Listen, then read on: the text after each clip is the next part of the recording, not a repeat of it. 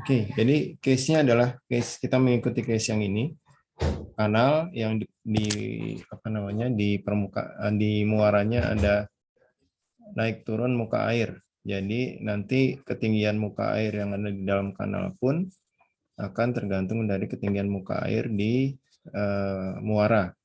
Dan tentunya karena kita dengan pendekatan kinematic wave model, maka di situ kita juga bisa nanti memperhitungkan berapa debitnya ya yang mengalir di situ. Nah, ini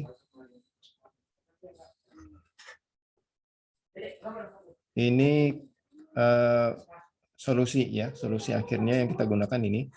Jadi kita akan buat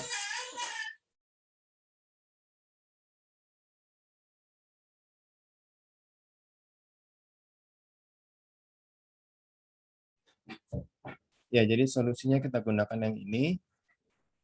Kemudian kita coba buat programnya ya. Jadi seperti itu. Nah, ini saya sudah coba buat Excel. Nanti mungkin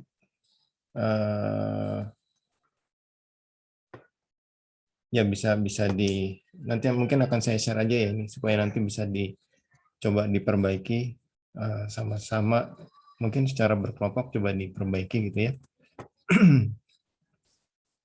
Jadi ini adalah kita masuk dulu ke ininya, ke fungsi. Jadi kita buat fungsi di sini. Ada dua fungsi. Yang pertama fungsi untuk menghitung muka air, tinggi muka air secara numerik. Jadi ini sebetulnya fungsi yang ini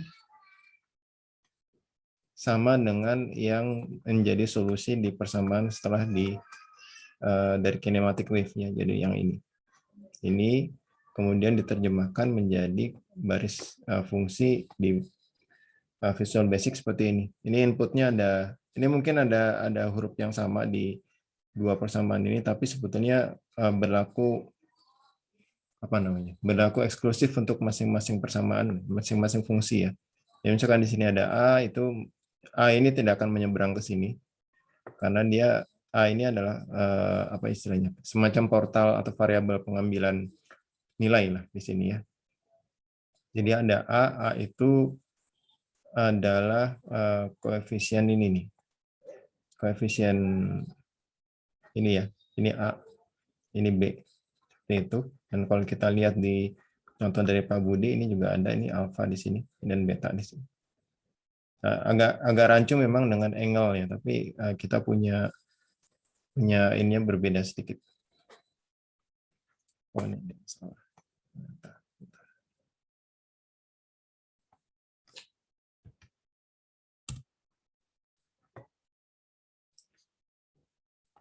Oke, seperti itu. Kita lihat lagi fungsinya.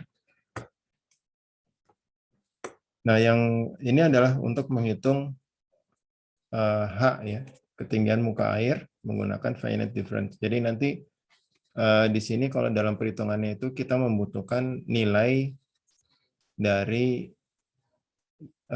ketinggian muka air di waktu sebelumnya. Nah, jadi ini dt itu adalah selang waktu yang kita gunakan, kemudian dx itu selang jarak, interval jarak. Jadi kalau misalkan kita menghitung dalam 100 meter itu dibagi berapa, itulah dx-nya gitu. Ya, jadi 100 dibagi katakan 10, seperti yang kita contohkan di sini, maka dx-nya adalah 10. Kemudian H- ini adalah H pada waktu sebelumnya, pada titik I yang sebelumnya gitu. Nanti kita lihat di di persamaannya lagi.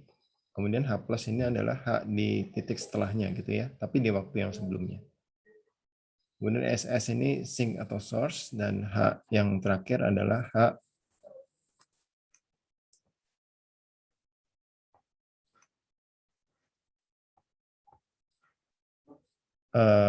pada waktu,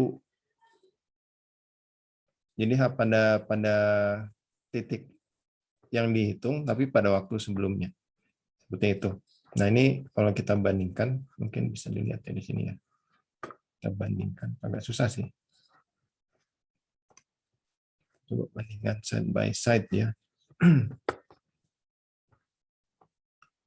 Ini seperti ini, jadi nanti silakan dipelajari lagi ya. Bagusnya sih diketik lagi sendiri, tapi nanti kita coba share saja supaya bisa dipelajari agak lebih mendalam atau lebih ada contohnya gitu ya yang bisa digunakan. Nah ini jadi seperti ini. Ini B dibagi 2 kali dx di sini delta x. Kemudian ini H plus ya, ini H plus, ini H min. Kemudian H yang ini, H yang ini, H yang ini nih, ini adalah yang di sini, yang pada waktu T pada titik I. Oke, ini adalah persamaan untuk finite difference-nya yang sudah diselesaikan. Tinggal kita masukkan nanti ke dalam sel atau kita gunakan. Jadi kalau kita gunakan sel, kita bisa isikan ininya ya, isikan fungsinya ke dalam sel itu langsung dengan menyesuaikan posisinya terhadap khususnya H- dan H+ dan H gitu. Nah, kemudian ini mungkin bentuk persamaannya agak beda karena saya bikin bertahap. Jadi bertahap dulu supaya tidak terlalu rumit dalam satu baris gitu ya. Jadi biasa itu dilakukan seperti itu kalau di dalam programming supaya memudahkan mencari kesalahan kalau terjadi. Kalau ada kesalahan supaya memudahkan untuk mencari posisi kesalahannya di mana gitu. Oke, itu adalah untuk yang numerik. Kemudian jangan lupa juga bahwa di sini kita akan menghitung sebetulnya bukan tinggi muka air saja, tapi juga karena namanya juga kinematic wave ya, jadi kita juga harus menghitung nanti Q, debitnya. Nah, untuk debit ini memang kita gunakan Manning sebetulnya ya. Hanya kita harus hitung beberapa hal, yaitu kan di sini kita membutuhkan parameter basah, kemudian jadi kita membutuhkan jari-jari hidrolik dan penampang basah. Dan itu membutuhkan parameter basah dan lebar air di bagian atasnya gitu. Karena ini kan bentuknya trapesium ya. Kanalnya bentuknya trapesium sehingga lebar permukaan atas itu akan tergantung dari ketinggian muka airnya gitu. Kalau dia makin dekat ke B, makin kecil, makin tinggi H-nya itu jadi makin lebar. Jadi ini ada persamaan khusus dan ini tergantung dari sudut dindingnya gitu ya. Nah, ini juga kita masukkan. Ya, jadi intinya seperti ini. Kemudian kita coba terapkan di Excel. Nah, di sini. Dan jangan lupa juga kalau di permodelan kita punya boundary ya. Ada boundary condition. Boundary condition-nya ada 2. Ya, di sini boundary condition-nya ada 2. Sini sebetulnya saya tidak tahu persis yang digunakan di contoh itu boundary condition seperti apa, walaupun dia kelihatannya menggunakan sinus ya. Tapi ini saya buat seperti ini saja. Ini berlaku di X sama dengan 0, berarti di sini. Ini boundary condition. Kemudian boundary condition kedua berlaku di L, di sini. Ini ya, ini L. Nah, untuk di L, sorry, ini bukan 0.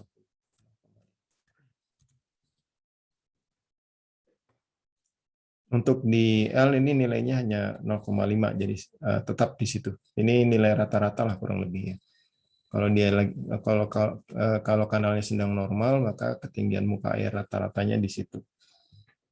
Oke, kemudian jadi ini kita sudah tentukan boundary condition, berarti ini harus kita terapkan di tabel ya. Ini menerapkannya tidak sulit. Kita tinggal begini saja pola saya ya. Karena ini boundary condition itu mulai dari T tidak sama dengan 0, jadi kita mulai di sini boundary condition, nilainya dilihat berubah ya. Jadi ada fungsinya dan ini dihitung sebagai fungsi dari T ya, T-nya waktu di sini.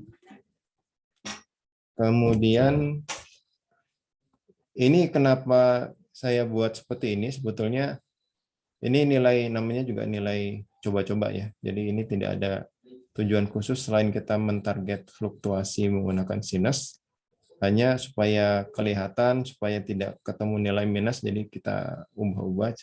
Akhirnya bentuknya tadi yang saya temukan, mungkin ini lebih cocok untuk saat ini. Jadi kalau kita menggunakan sinus di Excel, itu kan dia satuannya radian. Satu pi radian itu kan sama dengan, pi radian itu sama dengan 180 derajat. Jadi kalau misalkan di sini T-nya sama dengan 50, kemudian apa namanya, dibagi dengan T-nya sama dengan 30, dibagi 30, maka nilainya kan 1. Jadi nilai ini ketika setiap 30 kan berarti 1 bulan ya. Setiap 30 hari itu akan mencapai nilai 1 atau jadi 1 atau apa 1 sih? Tidak, setiap ini ya, setiap 15 hari dia akan mendapatkan nilai 1. Setiap 30 hari dia akan ke 0 gitu nilainya. Jadi ada fluktuasi seperti itu. Nanti coba bisa dicek sendiri ya. Nah, kemudian tadi apa yang kita butuhkan untuk membuat simulasi ini sudah dituliskan di sini. Ya. Panjang itu artinya kita domain simulasi kita sampai panjang berapa, L-nya 100. Kita buat jumlah nodenya 10, ini 10 ya, jadi ada 10 node, berarti jarak antar node itu 10. Kemudian initial condition kita gunakan sama seperti yang dicontoh ya, 0,5. Ini pada T sama dengan 0, di semua titik nilainya 0,5. Kecuali kalau yang di ujung ini bukan H ya, ini hitungan Q-nya. Kemudian lebar dasar juga kita masukkan nilai tertentu, sudut dinding saluran juga tertentu. Sebentar. Kayaknya hitungannya ada yang salah. Nanti saya perbaiki ya. Ini hitungannya ada yang salah ini. Saya harus perbaiki dulu nih. Ini tan-nya ini.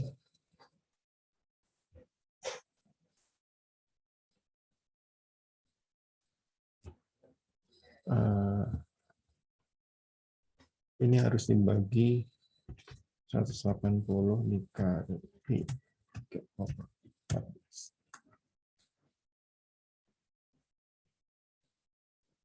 Ya, saya kira begini. Oke ya, jadi ini adalah angka-angkanya. Alfa ini adalah yang tadi yang di persamaan itu ada alfa, tapi di sini sebetulnya sudah menjadi A ya. Di sini menjadi A. Beta itu juga sebetulnya di atasnya itu adalah alfa, tapi di sini ada beta. Ada beta, di atasnya ada beta, tapi di sini digunakan B gitu. Jadi ini kita berikan nilai saja, nilai apa namanya, statik konstan gitu ya, nilai konstan sesuai dengan contoh. Kemudian ini ada slope, ini slope-nya salah ini. Ini harusnya slope-nya nggak begini. Udah nggak kelihatan soalnya kalau begitu. Ya, slope-nya ini berarti 0,1%. 0,1%. Kemudian apalagi? Ini koefisien kekasaran Manning di sini, N. Kemudian lebar dasar saluran, initial condition dan sebagainya ya. Nah, kemudian coba kita lihat. Pertama kita buat bagaimana kita menempatkan H-nya ya. Ambil contoh misalkan ini kan H sama dengan, ini kan X sama dengan 0. Kita coba lihat di mana yang agak menarik nilainya. Nah, disinilah. Ini ya, kita lihat. Nah, seperti ini. Ya, jadi modeling dengan skema ini, finite difference explicit yang ini, kita menggunakan untuk menghitung di titik yang bawah ini ya, yang D22, F22 ini, kita menggunakan nilai di ini D2, ini E23 ya. Ini kan E23 ya. Yang di E23 ini kita membutuhkan 3 nilai yang di atasnya. Kalau kita lihat, nah ini kan yang bagian belakang ini kan dia selalu berubah ya. Kita geser-geser kemana-mana, kita copy, dia selalu menghitungnya seperti itu.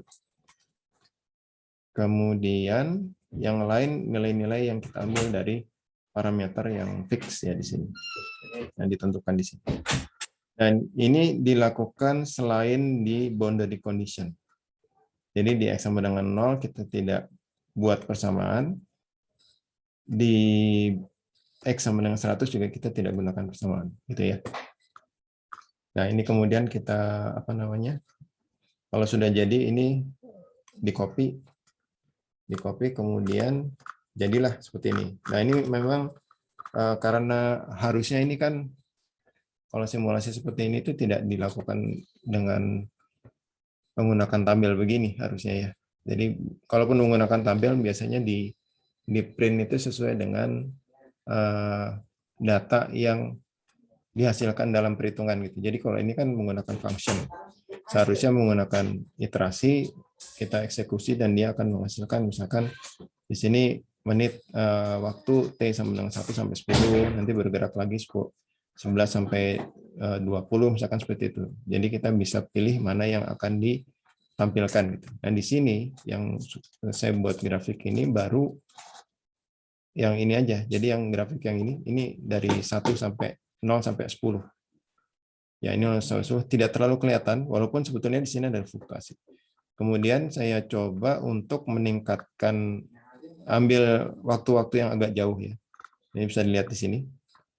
Jadi kita bisa lihat kalau di muaranya itu ada kenaikan, maka di dalamnya juga ada kenaikan gitu. Jadi ini dari waktu ke waktu karena dia dinamis ya. Ini berubahnya seperti ini. Tapi di ujung di L sama dengan 100, ini nilainya tetap 0,5 karena ini memang boundary condition-nya. Jadi seperti itu. Nah, kita lihat beberapa hal ya. Yang pertama ini boundary condition. Ya, ini boundary condition bisa dilihat ya. Ini boundary condition. Bentuknya seperti ini kalau kita plotkan dari waktu ke waktu. Kemudian setelah kita dapat H-nya ini kita bisa hitung Q dengan Manning ya, dengan Manning yang ini. Nah, tapi ini memang hanya digunakan yang X sama dengan 10. Jadi ini adalah di titik X sama dengan 10 meter. 10 ya 10 meter. Di titik X sama dengan 10. Jadi ini ya, debit di kolom D ya, debit di kolom D yang ini. Debit yang di sini. Kita bisa lihat. Ini hasil hitungan. Jadi karena dari waktu ke waktu juga ada fluktuasi muka air ya, pasti jadinya debitnya juga berubah gitu kalau mengikuti hukum persamaan Manning gitu, seperti itu. Oke, saya kira itu ya yang mau kita akan coba pelajari. Ada yang mau ditanyakan sampai di sini? Ini nanti saya share ininya Excel-nya. Mudah-mudahan Anda bisa memperbaiki juga nanti, bisa membuat lebih baik.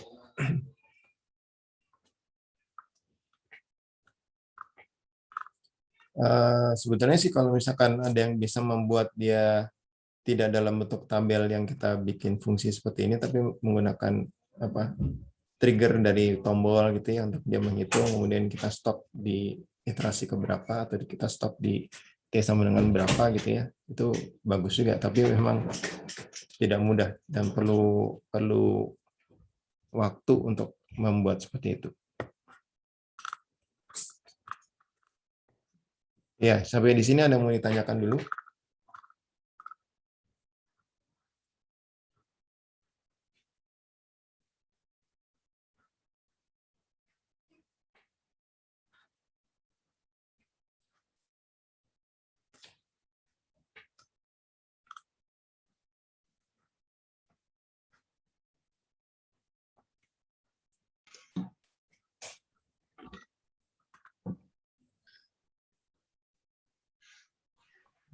Kalau misalnya membuat sendiri, ada yang bisa nggak?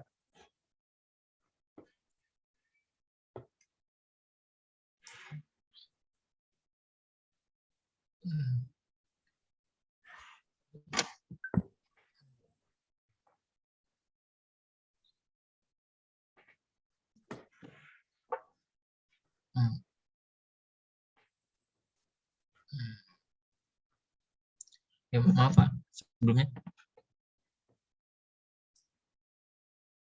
Pak, Ya, ya, suaranya. maaf, nanya kan di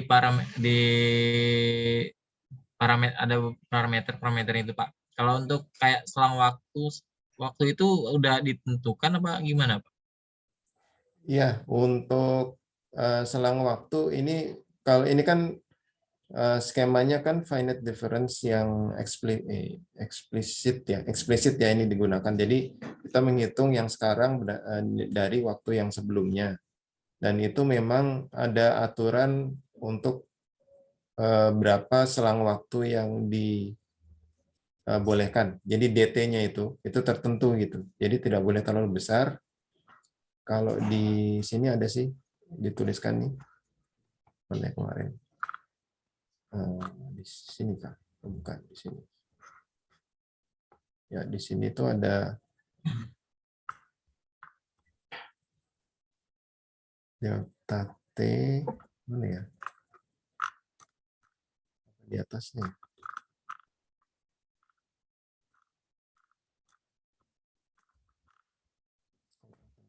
Ada itu. Jadi kalau pertanyaannya apakah sudah ditentukan atau belum, sebetulnya bukannya sudah ditentukan, tapi DT itu ada cara menentukannya gitu.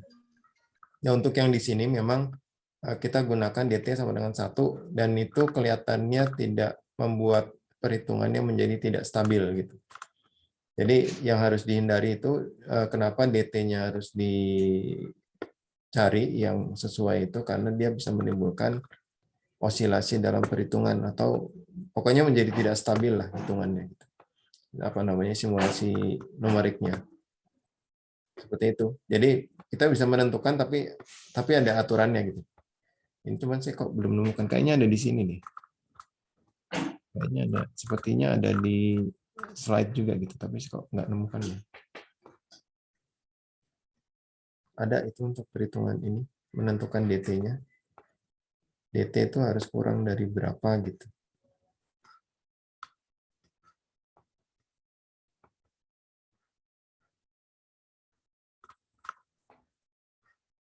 Tapi kalau misalkan Anda mau ingin tahu gitu ya, bisa aja Anda ganti-ganti DT-nya. Anda ganti-ganti, pasti nanti akan ketemu hasilnya itu nggak beraturan gitu ya. Jadi istilahnya sih osilasi, jadi tidak stabil hitungannya. Apa bukan di sini ya? Atau mungkin di file ininya mungkin ya, di file PDF-nya ya. Saya tidak kopikan di sini. Ini nih, biasanya kalau dikeluarkan time step interval ini kemudian di belakangnya ada aturannya nih, cara menghitungnya bagaimana gitu. Mungkin itu siapa tadi, Debbie ya. Karena Iya itu Pak, saya Pak. karena itu memang kalau menggunakan explicit ini salah satu yang ya katakan menyebalkan gitu ya. Itu kita biasanya harus melakukan simulasi itu dengan DT yang kecil gitu. Tidak bisa tiba-tiba kita mau tahu DT sama dengan 100 gitu, nggak bisa begitu. Sementara kalau kita gunakan skema yang lebih ini ya, ada namanya implicit, itu bisa kita buat DT-nya sebesar mungkin. Walaupun nanti dalam pencarian hasilnya karena dia harus diiterasi gitu ya, harus dicari-cari, diduga-duga nilainya sampai diperoleh nilai yang errornya kecil, katakan seperti itu bisa DT-nya itu besar gitu. Jadi bisa lebih cepat simulasinya. Kalau di skema implicit seperti ini nggak bisa. Kita harus tentukan di awal dan itu kecil gitu. Makanya ini kalau saya mau tahu ke apa namanya ke waktu T, katakan di yang kalau kita mau simulasi 360 T-nya sampai 360 gitu ya, maka kita harus drag ini ke bawah gitu kalau kita gunakan Excel seperti ini.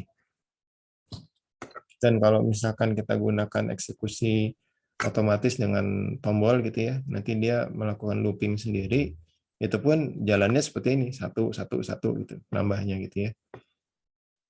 Jadi itu memang beberapa skema numerik seperti itu.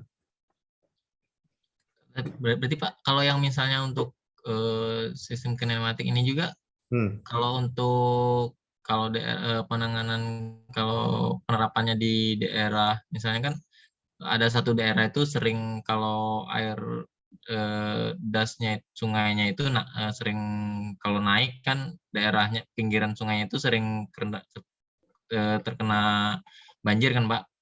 Nah, Ya, kalau untuk penerapan untuk pembuatan kanalnya itu bisa Pak kalau untuk di sini.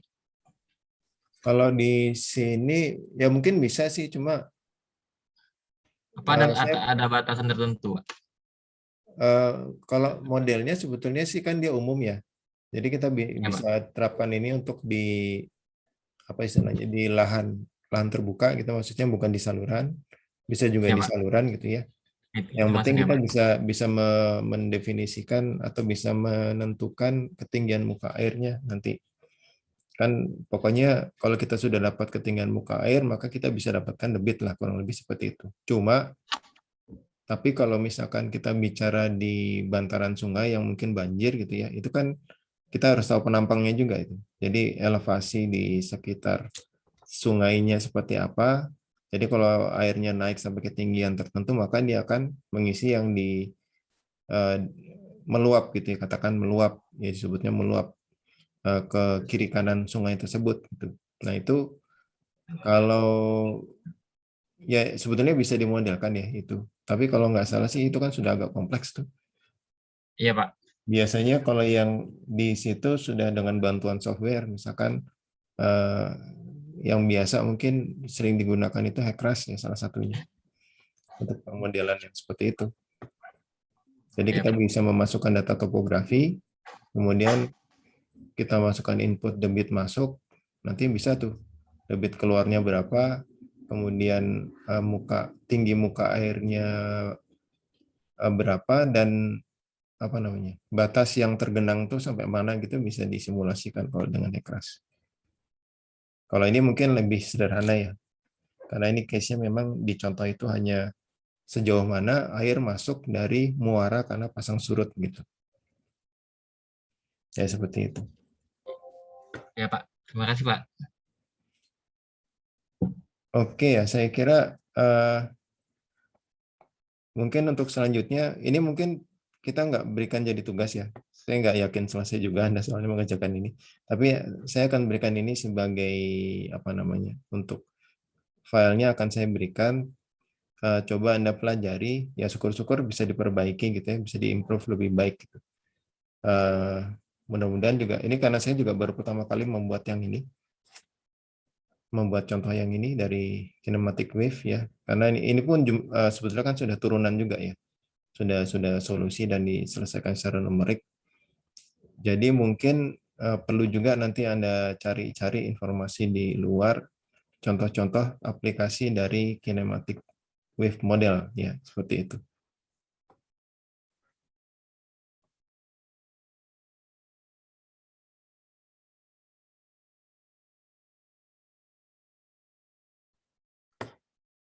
Oke ya, maaf tadi putus seperti tadi saya sudah sampaikan, koneksinya kurang bagus. Ya, tapi saya akan share saja ya file yang tadi. Mudah-mudahan bisa dipelajari dan tidak salah juga ya. Kayaknya sih nggak salah sih. Sepertinya tidak salah. Hanya mungkin dalam saya menentukan boundary condition, initial condition, itu mungkin belum terlalu tepat gitu ya.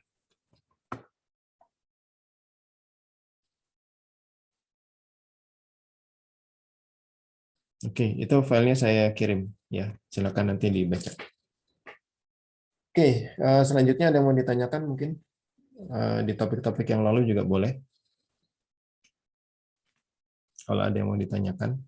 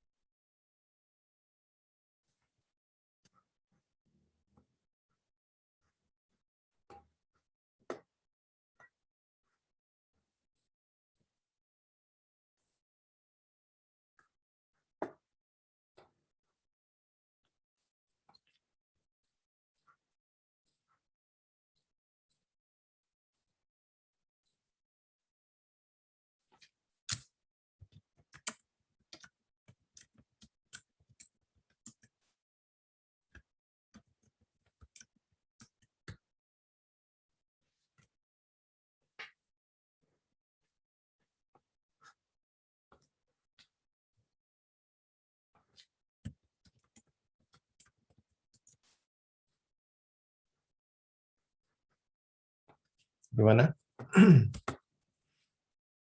Kalau tidak ada mungkin silakan dipelajari lebih lanjut ya. Coba dibuka-buka, diutak-atik, mungkin diganti kodenya, dimodifikasi seperti itu sampai bisa dipahami. Ya, Pak. Ya, ini silakan saya alihkan hostnya. Nanti kalau mau dilanjutkan diskusinya silakan dimanfaatkan room ini ya. Kita mungkin cukupkan untuk pertemuan di Zoom-nya. Mudah-mudahan bermanfaat. Terima kasih. Assalamualaikum warahmatullahi wabarakatuh. Selamat sore. Waalaikumsalam warahmatullahi wabarakatuh. Selamat sore.